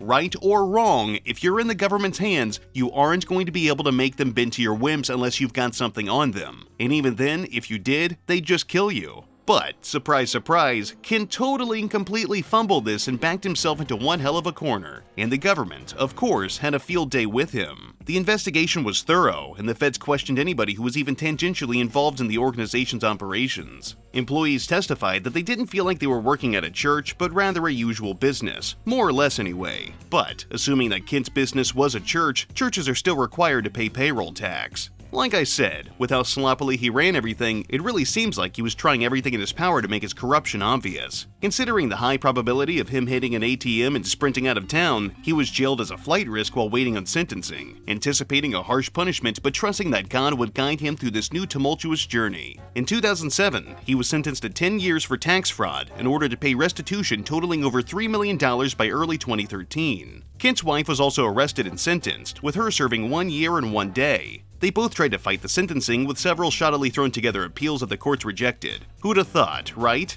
According to the 11th Court of Appeals, quote, "The government proved that Kent knew the tax laws required the collection and payment of withholding taxes, but he refused to comply." Employees of Evangelism Enterprises, peers, and legal counsel testified that Kent disputed the authority of the Internal Revenue Service based on the separation of the church and state, debated the interpretation and application of withholding requirements, and intentionally characterized Evangelism Enterprises as a church and his employees as missionaries to avoid tax obligations. Kent had opined to attorney David Gibbs that he was smarter than other church officials who had forfeited real property after they refused to collect or pay withholding taxes. The evidence established that Kent and Joe Hovind structured cash transactions with knowledge of and with the intent to avoid reporting those transactions by AM South Bank. The ignorance of Kent's followers was on full display, despite the overwhelming evidence that he was stunningly full of shit. They continued their fervorous crusade to rally behind Kent, claiming that he did nothing wrong and that he's a good man and this, that, and the other thing. To be honest, I don't care if he cheated on his taxes. Everybody hates paying the fucking things, and if he's foolish enough to challenge the government as one single man, that's his business. What I do find interesting is how people defend him. If he were a good businessman, he wouldn't have been trying to cut corners and cheat people, and he also wouldn't have been selling seminars and books of how the world is going to be ending soon. In fact, he has predicted that the world will end as early as 2028, so we'll have to see how well this video ages. Kent has been known to lie about his character, so it's totally within reason to question what else he said to fool people. The folks that support him aren't bad or anything like that, they're just unfortunately unaware of how much of a bullshit operation he's running. Kent's business was massive and growing rapidly. If he was a touch craftier and maybe worked harder to conceal the criminal intent of his business, there's a likelihood that he wouldn't have gotten caught, at least not when he did. I don't really get how he expected to cheat the taxman without having a few federal stooges on his payroll. If you're gonna bypass the protective guardrails of the system, you're gonna have to pay money. You just have to make sure that it goes to the right hands. According to a document released from the United States Tax Court, the Hovind regime earned a whopping $1,657,329 from merchandise sales alone. That's just from Kent's purchasable items by themselves. Imagine how much more money he made during his time.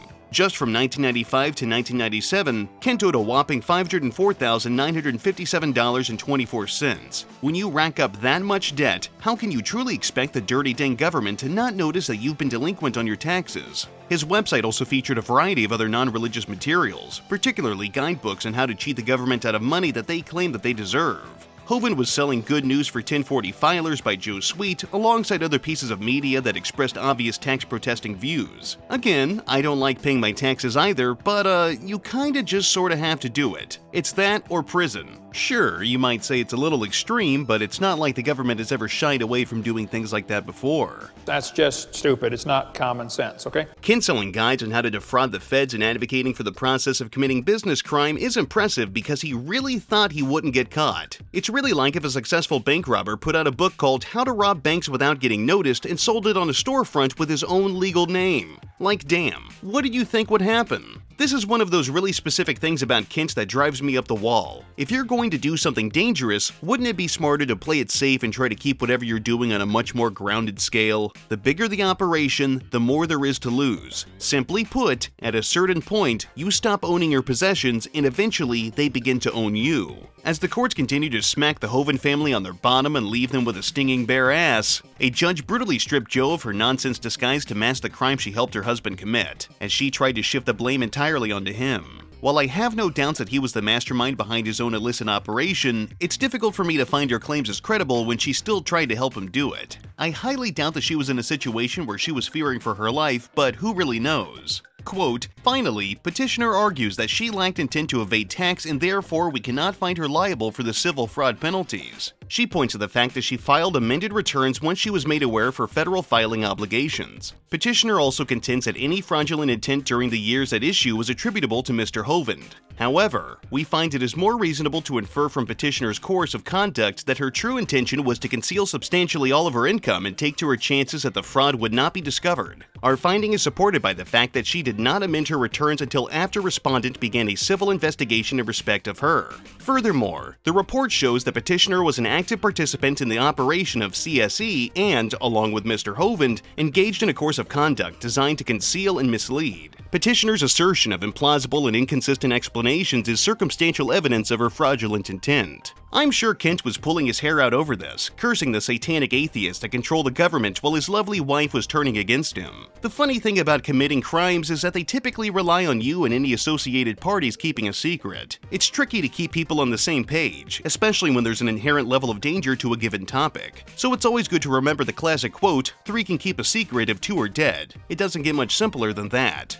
Something else that's funny to mention is that Kent believed he could trick the IRS and the broader government through semantics. Kent said in his own writing that nobody actually has a social security number, because his name that appears on his SSID is in capital letters, meaning it couldn't possibly be him because the only capital letters in his full name are the first ones. Perhaps he got this idea from how strict the law can be regarding when you sign a document, like a property title, because you have to be extremely specific with how you format and write your own name. Maybe that's the angle he used, because I'm not going to go go and track down whatever crackpot conspiracy crap he was studying so attentively. Kent's own nonsensical writing on the subject, titled How Are Evolution, Communism, and the New World Order and the IRS Connected? Yeah, I'm not even joking, shed some light on his thought process. Or, I suppose the lack thereof. Quote, "It is perfectly fine, legal, and wise, I think, to not have or use a social security number or to participate in the voluntary social security system. There is no social security trust fund. Money paid goes into the federal fund of the United States government. Money paid out in the same social security comes out as welfare payments. Recipients of no social security have no right to the money regardless of how much they paid in. Millions of Americans have been deluded and defrauded. Social security is just another income tax. Social security is a voluntary retirement scam. I do not understand how my lack of participation in a voluntary retirement program should be of any concern to anyone else. However, some ill-informed people seem to be bothered by the fact that I do not have or use a social security number. Actually, no real person has a social security number. Notice on your social security card that your name is spelled with all capital letters? This designates the strawman business, trust, or corporation, not a person as we discussed earlier. If you accept a social security number, you have just entered a contract and become surety for the government debt."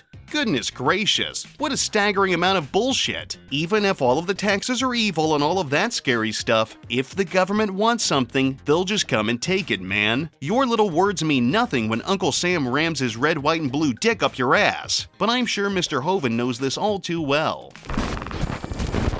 Mr. Hovind spent a good amount of time in jail before awaiting his sentencing, racking up about 8 hours in phone calls per week, talking smack about the federal government at every turn. These calls were recorded and even used against him in his case, pointing out that he had spoken to his family about the government specifically targeting him and his blood just to make their lives miserable. Considering what the government can do when it's motivated or angry, this is very light. We all know they could have gotten a 3-letter agency to do a hell of a lot worse without as much as a peep. Kent's family had to deal with the government picking through the bones of his business while he became acquainted with a lovely little backwards rehabilitation operation we refer to as the criminal justice system. It's no secret that locking people away often doesn't teach them a lesson, at least not the violent offenders, and some use it as an opportunity to refine their skills in criminality. Hovind was left with a lot of free time, most of it spent studying the law and the scripture that he already claimed to know cover to cover. By late 2007, Kent was nestled in a low-security prison camp in Pensacola. It was so lax that he was able to keep a pretty regular correspondence with Paul Abramson, a creationist who published Kent's writings and thoughts online, acting as a messenger for Hovind. However, it didn't take long for Kent to get in some hot water, at least according to Abramson.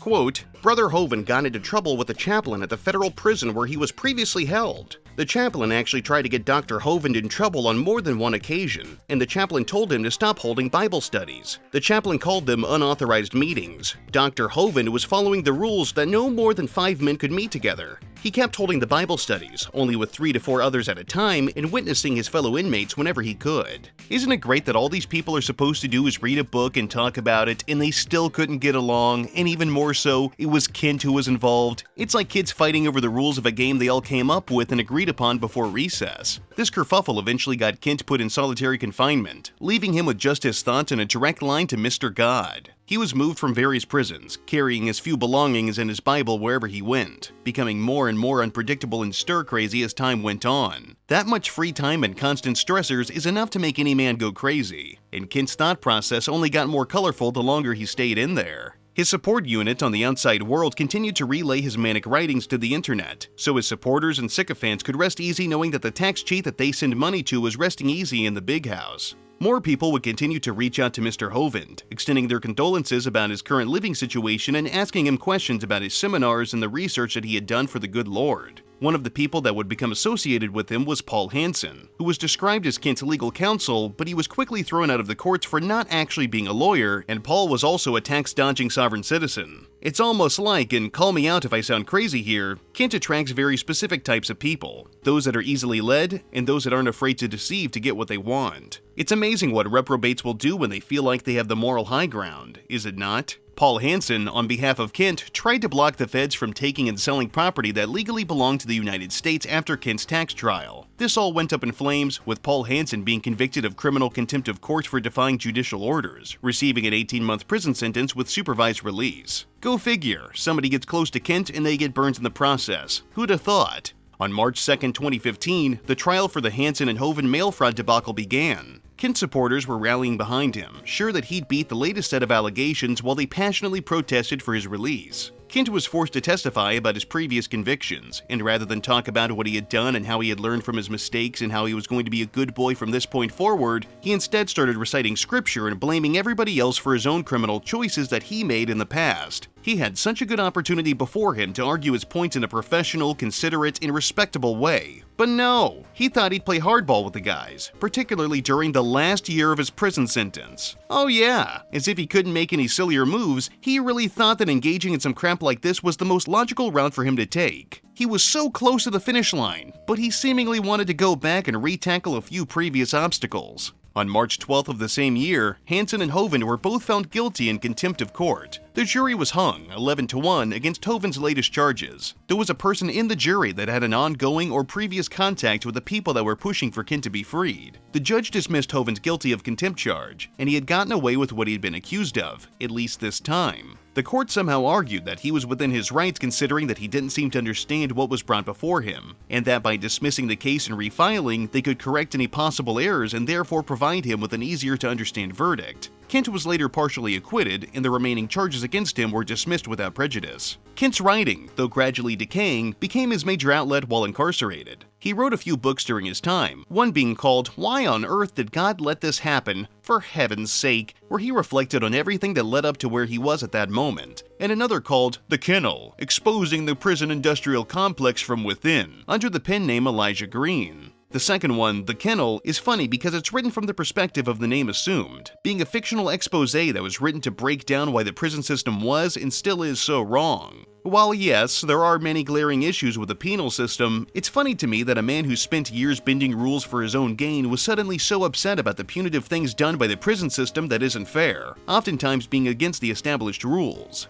If not writing questionable tales about his time on the inside or refining his dubious debate skills, Kent was filing bogus complaints about legal entities for any reason he could possibly think of. He tried to amend his sentence, have things looked at again, and even tried to suggest that the courts were being unfair to him, even though he left a noticeable paper trail in his wake wherever he went. Hovind, for all intents and purposes, is not a quiet man. I'm not saying that to be derogatory or something, but he has a way of catching people's attention. It could be his good looks or his stunning brain power, but something about him tends to be quite attractive to the naked eye. That being said, it's incredibly hard not to notice him do something peculiar. He loves the attention regardless if he's honest about it or not. He filed a slew of different documents, including but not limited to complaints against the Bar Association, against the Assistant U.S. Attorney, various prison employees, a lawsuit against the Bureau of Prisons, you name it, he likely tried it. It could be argued that maybe he was trying to do things the right way for once after years of doing things the absolute worst way possible. I mean, I guess good on him for trying to do things correctly, but it was too little too late, and I'd argue that a majority of these complaint documents were more so just him trying to use the system to bully others when it had been used to thoroughly wreck his own personal life. But remember how I said that Kent's mental state and writings were starting to become a little more outlandish, at least more than they were before?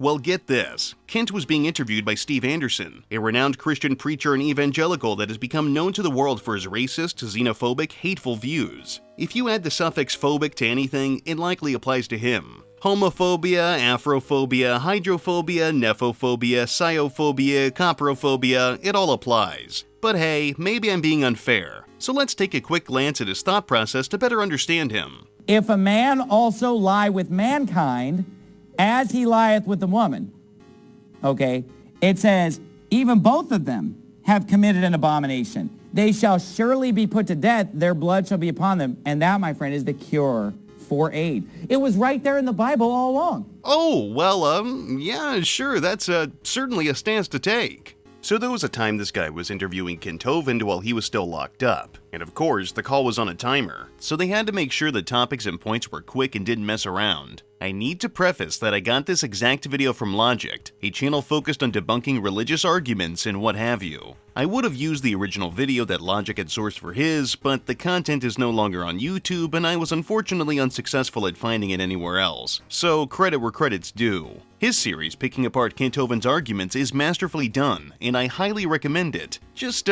probably skip through the skits. None of us commentary guys are that good at being funny. Respectfully, of course. Kent started off by talking about how the prison system is corrupt from top to bottom and should be based on God's law. He brings up how God demands people follow his laws, and if they did, they'd be blessed and cursed if they did not. Now, I'm not a fan of the crazy rules of the federal government, but I'm pretty sure that's the same song and dance with them. Follow the laws of the land and you'll be more or less blessed with freedom and the requirement to pay your taxes. Fail to follow the law and or pay your taxes, well, you get cursed with forced anal entry in the prison system. It's not exactly biblical, but it is the same thought process nonetheless. Exodus, Leviticus, Numbers, Deuteronomy, God said, please obey my laws. It's for your good. I love you. I'm going to bless you if you obey my laws, and I'm going to curse you if you don't obey my laws. I mean, it's dozens of times. We just read that in my Bible study group here in the jail. We read all through Genesis, Exodus, Leviticus, Numbers, and Deuteronomy.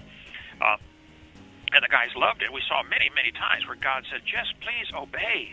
It's like a loving father telling the son, just obey me, son. I want what's best for you. Kent continued to rattle on about things that he has a very strange view of. In fact, he pushed the idea of pseudoscience where people have what he refers to as the mean gene. This hypothetical genetic mutation is something that allegedly gets passed through reproduction, like the human species is sick across the board with a mind-altering virus that makes almost all of us evil and complicit in Satan's power. In Kent's warped mind, he thinks that the solution to this gene is herd immunity by killing anybody who might demonstrate having this affliction. Ah yes, eugenics to solve social and political problems. What could possibly go wrong? I think there is something in the genetic code that deals with the disposition toward gentleness or meanness. And I think in God's perfect law, if we would continually eliminate, execute people that do see certain crimes, we would gradually get a much better society that not so many people have this mean gene in them. So you mentioned murder, kidnapping, you mentioned smiting or cursing your parents. What about where the Bible says that adulterers should be put to death, homosexuals, or those who commit bestiality and things like that? Absolutely, yes. And witchcraft. Those, according to the Bible, are death sentences. I am in a room with 48 men in it. I've been locked up for 99 months. In a few weeks, it'll be 99 months. I have seen the effect of people committing adultery and children being raised without their normal mom and dad. I'm in the middle of it. I have a bird's eye view, a ringside seat of what happens. If indeed adulterers were executed, very quickly society would be much more calm and I'm not saying we should do it. I'm just saying we should look at the biblical pattern. Right, it's the government that should do it. We're not saying that Christians or churches should be carrying out these sentences. We're talking about a pattern for criminal justice in America that's based on the Bible. Is that right? Exactly correct. That's what our founding fathers started off saying. Look, let's pattern our whole government after the Bible, but let's divide it up into three factions based on the Isaiah or Jeremiah passage about God is our lawgiver, our judge, right, and our king. Okay, they said, let's make three parts to our government. Let's make judicial part and executive and legislative. I think that the founders certainly they were not all Christians, but they were strongly influenced by Christian principles, and they wanted to govern it that way. If I were king or president or whatever of a section of, like say, America, I would want to pattern everything based on God's word, because God's law is perfect. During the final months of his prison sentence, Kent was allowed to return home under house arrest for about a month, allowing him to gradually reintegrate with society, see his family members without the barrier of bulletproof glass, and finally relax just a tiny bit. For all intents and purposes, Kent had served his time and he deserved a bit of a break. He wasn't violent or anything like that, perhaps maybe a bit litigious, but he had earned a tiny bit of off time. He was sent home in the middle of July 2015 and was fully released in August of that year. Kent's supporters were thrilled that he'd finally be back on the street, preaching the good word and spreading the message that the textbooks were full of crap. Only time would tell how Hovind would approach everything after so many years of being locked away. It was going to take some time for him to properly adjust to the societal changes that had taken place while he was rotting away in a cell. Plus, the new and upgraded Kent was going to have to battle a new breed of scrutiny: anonymous morons on the internet.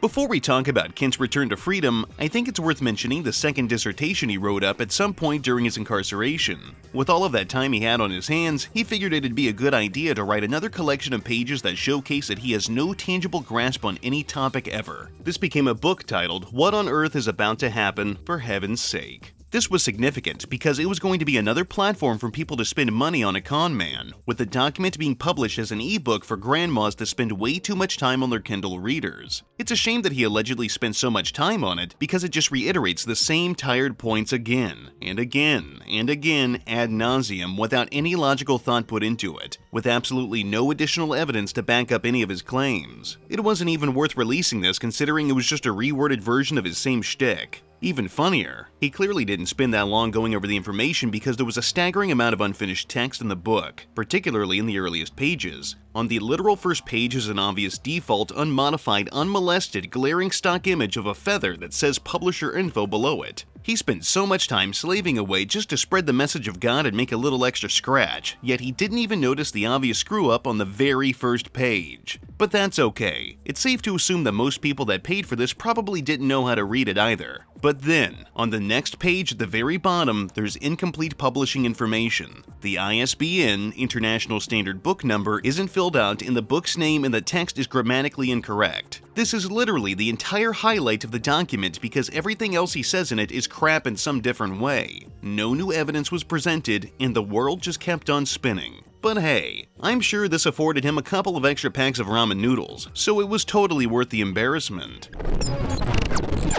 Anyway, Kent's arrival to the internet was marked with a very mixed reception. Those that believed he was innocent and followed his interpretation of information were thrilled to see him back in action, and to have him be on the internet alongside them to fight the good fight. Others were unremarked that he did what was expected of him and served his time, or chose to taunt Kent and his followers. He wasted no time getting back in the swing of publicly speaking, but instead of talking in front of a packed church and prancing around on a stage while pointing at his homemade signs, he was going to be doing it on a smaller scale while sitting in front of a webcam. Kent's teachings were now more accessible and entirely free, so long as you had an internet connection, of course. He started interacting with other notable Christians from around the internet, particularly on YouTube, to network and better spread his business operation. He'd debate people on live panels, make videos reiterating the same points he'd been making for years, talking about his experiences with the federal government, all of that fun stuff. While he's done a terrifically poor job at debates before, he still hasn't improved in quality, and more often than not, he's up against people that are also similarly lacking in the rhetoric department. Most of the time anyway.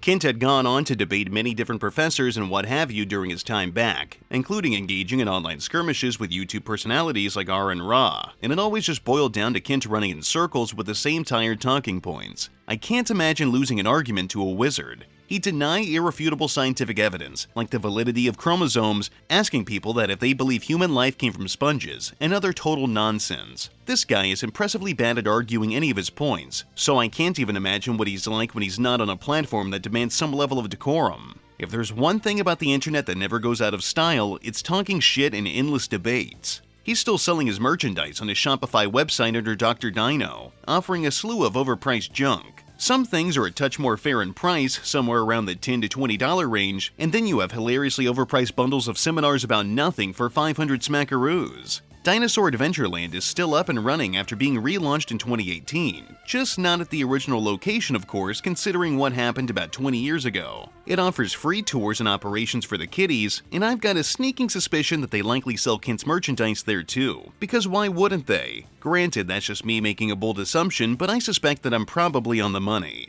In 2023, a man named Christopher Link Jones, at the ripe age of 55 years old, was arrested for criminal sexual conduct with a minor under 14, after being previously convicted of battery and lewd acts on children in the sun-soaked state of California. Jones got a job working at Dinosaur Adventureland with his good buddy Kent Hovind, and he was later accused of sexually abusing a young boy there. Kent and Chris both tried to claim that the previous conviction was built on a spooky conspiracy to shut up Mr. Jones, like the deep state was trying to silence him. After Chris's arrest, Hovind spoke about his relationship with Chris, stating, quote, "I've known Chris for many years. He gets accused of things all the time, but everybody gets their day in court. I don't know the details on that." "Well, that doesn't even mean you're guilty. How many people later convictions get overturned? Thousands of them, sometimes 20 years, 50 years later." Considering Christopher's confirmed criminal history, things were a little off. He had a previous conviction where he had made 3 young boys, ages 9, 11, and 12, play strip poker with him. So why the fuck did Kent allow this creep to be at his amusement park that is catered toward children? I'm not saying that Kent's a child predator like Jones, but he's a stupid son of a bitch for subjecting any child to someone like that.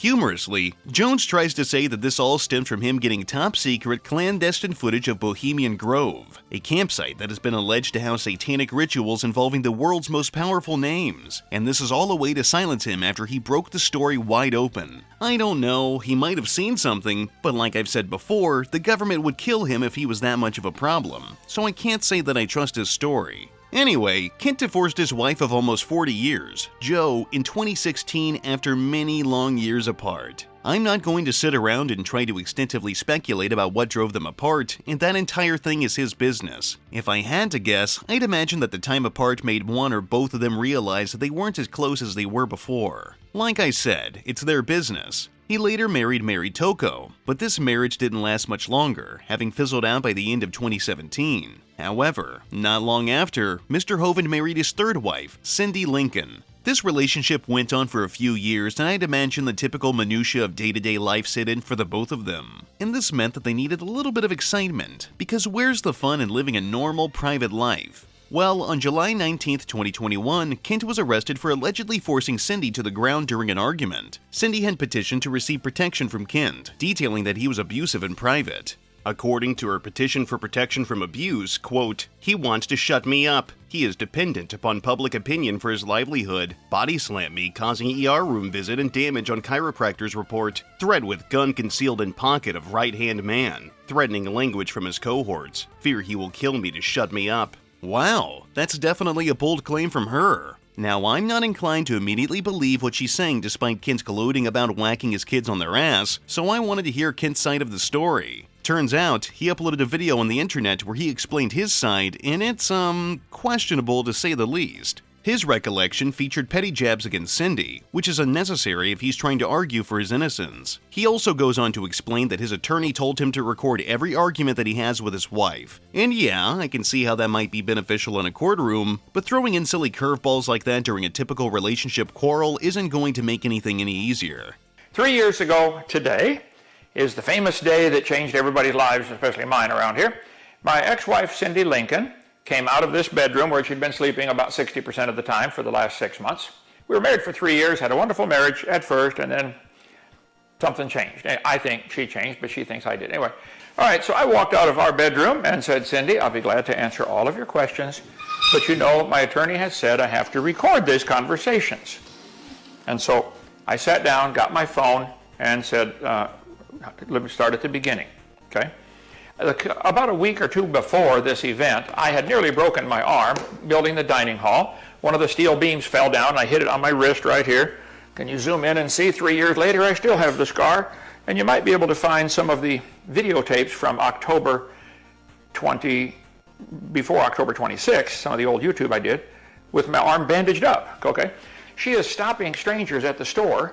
People have come to me and said, "This lady stopped me and said, 'Do you live around here?' Yeah. Well, let me tell you about Kent Hovind." She's trying to taint the whole jury pool because we go to trial now December 11th or 12th over this. It's going to be, I think the court's going to throw it out. It's going to be a joke, bad on her, because there was no body slam. So she dove for my phones. I pushed her out of the way. She hit the wall, hit the floor, jumped up screaming and yelling, and slammed these chairs down and broke the tile floor. Can you zoom in on that, brother?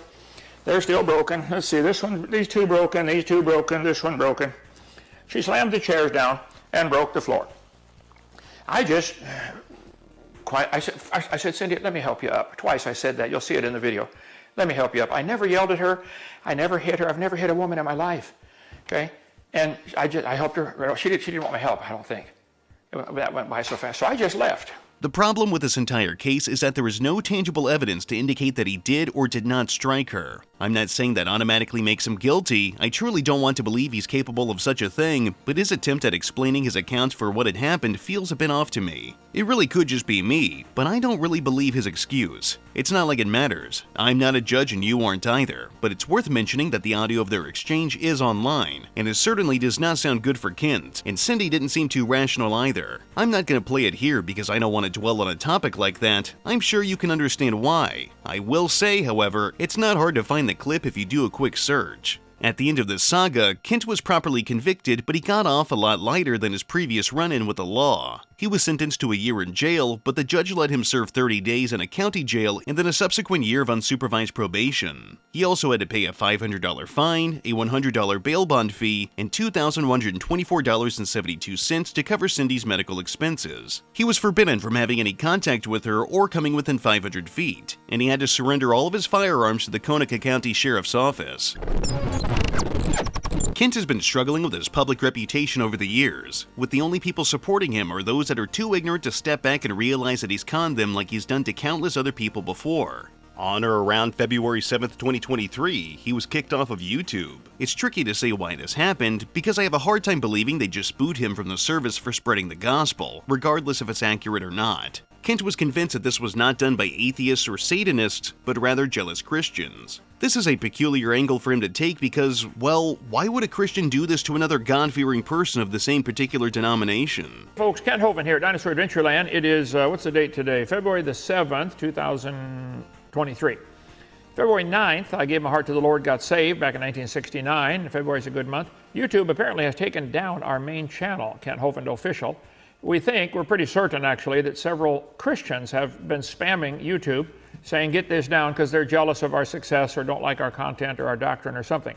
He immediately took to begging his followers to use their email accounts to bombard YouTube and Google to restore both his primary account and the account for Dinosaur Adventureland, both of which had gone down within a short while of each other. Corporations only bend their knee when their finances are potentially affected, and removing a convicted tax cheat from their website wasn't going to cost them much of anything at all. Ken sheepishly tried to push the narrative that he and his ministry didn't understand why he was even kicked off, which I can assure you, my dear lovely viewer, is total bullshit. YouTube immediately emails you when any kind of punishment is dealt to your account. They also notify you when you attempt to log into the service. So unless Kent is unable to read the red text on his screen that explains why he was terminated, he's lying through his teeth. What you can all do to help me. Everybody, if you have a Gmail account, go to, email on your Gmail account YouTube and complain and say, look, I watched this channel, there's nothing wrong with this, please disregard the spammers and put the channel back up. They can still do that in the next 2 days, so please do that. And for those of you so-called Christians, Jesus had more trouble out of the Pharisees than anybody. The Romans didn't bother him too much. It was the Pharisees who claimed to love God. And we got a few people out there who claim they love God that just absolutely hate our ministry for no good reason other than jealousy. So you guys, why don't you go get a real job? Start your own ministry. Build something yourself instead of tear ours down. So if you can help us, please, not only you write to YouTube, and get everybody you know that loves the Lord, contact all your friends, family, and say, look, send an email. YouTube needs to get blasted with this. But a lot of emails saying, look, remove the strikes, put the channel back up. We don't even know what they took it down for. 5 o'clock this morning, I was up working on my YouTube, on my PowerPoint for tonight. It was fine. 7 o'clock, I laid back down, took a nap. 7 o'clock, got up, it was gone. Channel gone. Why lie about it? I don't know. It could be because he didn't want to look like a spiteful person when he took the internet too seriously and exchanged some harsh words during an online argument, or maybe he really was mass flagged by some kind of opposition. But YouTube would give him some kind of indication as to what happened. This stuff doesn't typically spontaneously occur. The entire debacle just illustrates his typical persecution complex. I didn't know I did anything wrong, he said, as he wiped his tears away after getting caught doing the thing multiple times. I'm sure the guy that was convicted of lying about his taxes is totally worth trusting, right? He's never lied before in his business, so why would he start now? But to make this even better, one of his gaggle of fine folks in the room reminded him about the supposed ransom that YouTube wanted in exchange for his 200,000 subscribers, a whopping $4,000. You got to pay $4,000 to buy back 200,000 subscribers. And then the atheists will say, see, they bought their subs. They were already our subs. We had to pay YouTube to get them reinstated. They'll complain about something. So anyway, help us if you would. Be in prayer for this. When I started my ministry in 1989, YouTube didn't exist. We started preaching the gospel and did it with videotapes. I mean, the old-fashioned VCR. Made several million of those, and then switched over to DVDs, and now it's electronic with YouTube. So we just want to serve the Lord however we can do it. Help us out. Pray for this. Contact the YouTube and say, please reinstate this channel, and whoever's complaining, shut their channel down. Yeah, that would help them. All right. Thank you so much. Anything else, Randall? Kent, are you stupid? Did you just admit to buying subscribers? YouTube pisses $4,000 like it's nothing, yet we're supposed to believe that they would strong-arm you for what is essentially pennies to them? The only way you can ever get boosted on this site is either by buying advertisements through Google or by purchasing subs using third-party unauthorized storefronts. I don't get how any person can listen to this man talk and not shake their head and laugh. But at the same time, I genuinely don't hold it against anybody who follows him because they want to get close to their respective god. I get it. I understand the thought process, and I hope that it does bring them some kind of peace and happiness and all of those niceties. However, I'm unable to understand why some folks can't pick up on the fact that Kent, despite what positive traits he may have, is a liar. He's purposely chosen to engage in a business centered on arguing between facts and opinions, and always plays the victim when his opinions are trumped by objective reality. Kent has tried his best to stay relevant in recent years, but given the fact that his channel being removed has significantly hindered his operation, he's had to rely on word of mouth like the old days, and appearing on other people's broadcasts for interviews, of course. His followers are dropping off steadily, not to suggest that he's ever had enough to be concerned about, and the signs that he was bonding his subscribers only makes his claims about notoriety even more questionable. No matter what he does, no matter how hard he tries, he always ends up stuck in the mud. It's not fair, it's arguably not right. All he can do is look back at his past decisions and attempt to deduce what led him to this point.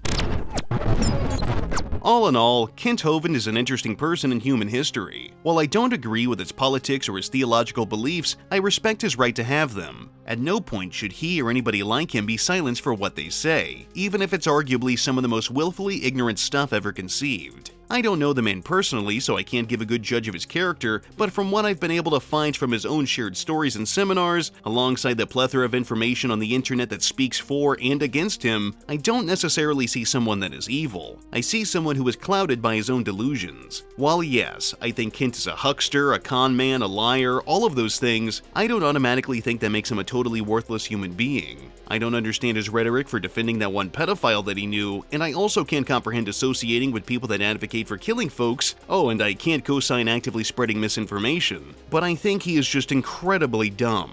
I also don't want to see Kent lose his faith in his Lord because that is probably the only thing holding him together. The world needs people like Kent, either because he gives some people hope in a time that is severely lacking it, or because it's nice to have people like him to point and laugh at. Regardless, he serves a purpose, and for that, I'm thankful he's here. If I had to take a guess as to what's going to happen to him over the coming years, I can only assume that his health is going to gradually dwindle, his business will slow down even further, and eventually when his time comes, he'll go be with his God. His son will likely take the mantle, even though I've seen some stuff online indicating that the two have had a pretty shaky history over the last 10 years, but I don't expect it to go further than that. There will always be people that pick up Kent's work and try to pass it off as the objective truth of the universe, and there will undeniably be people that try to continue his legacy in some form. I've known people that believe in Kent's teachings, and despite my many attempts to reason with them that ultimately failed, I still have to care about and respect those folks as they are. If I met Mr. Hovind, I wouldn't be cruel. Yeah, I have some major issues with things that he's said and done, but it's not my job to hold him accountable for the things that he has done. The government has already done that, and he's also got his immediate family and friends and religion to keep him grounded.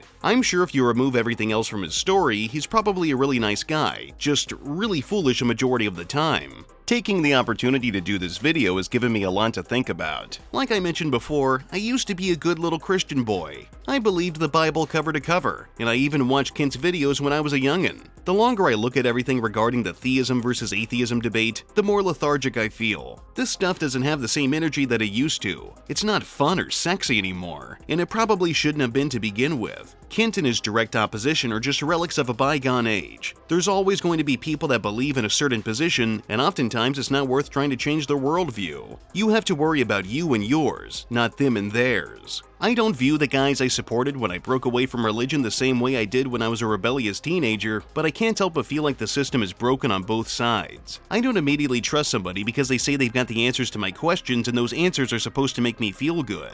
The world is the way it is, and that's just how it's going to be. I mean, come on. How can anybody with an ounce of integrity and a functional brain not look at this big God versus science argument and not think, wow, this is really fucking dumb?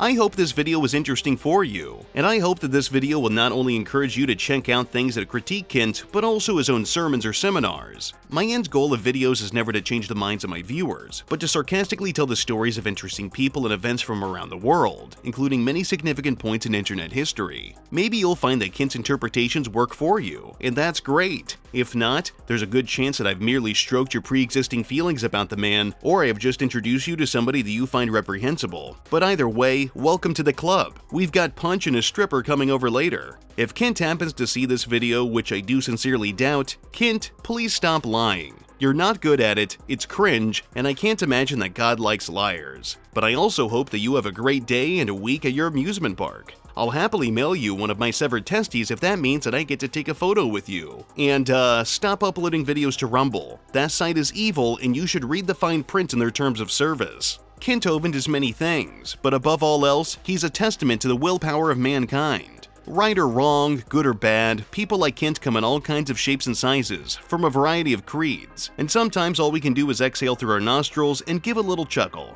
Sometimes things don't have to be taken so seriously. I think we all take this shit a little too personally, and that's why it's fun to take a step back and laugh at the bigger picture. The world doesn't always have to be as bad as it seems. But with that being said, that's going to be it for today's video. If you like what I do, leave a comment, rate, and subscribe. If you want to support me in a more personal way, you can check out the Patreon link and the Teespring link in the description. I've also got a Newgrounds account if art stuff is your thing. I've got more content coming down the pipeline. But until then, I'll see you degenerates next time.